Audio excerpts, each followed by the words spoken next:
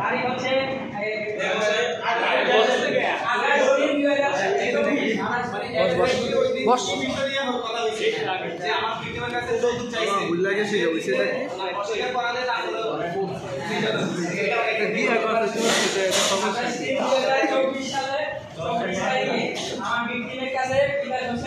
যৌতুক দাবি করে 2 লক্ষ টাকা। যখন আমার ভিকটিম নিষেধ করে যে আমি আমার বাবার কাছে কোনো টাকা এনে আপনাকে দিতে পারবো না, তখন এই ফিরোজ হোসেন নির্মম ভাবে আমার আরিফা ইসলাম তিনি আঘাত করে এবং বেদাঘাত করে পরবর্তীতে দর্শনের চেষ্টা করে।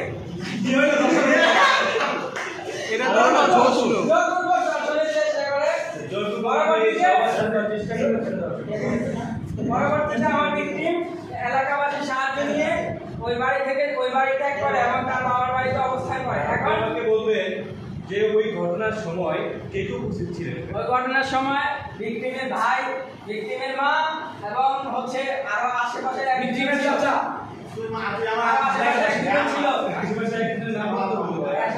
আমি ভিকটিমের ভাই, আমি তো বাবা।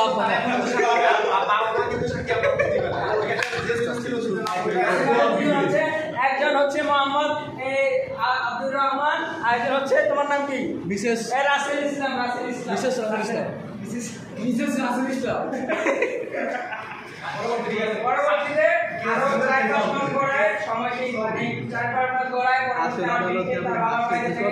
পরবর্তীতে আরেকদিন 6/7/2024 তারিখে ফিরোজ হোসেন আমার ভিকটিমের বাড়িতে আসে এবং তাকে পুনরায় হুমকি দেয় যে আমাকে 2 লক্ষ টাকা নগদ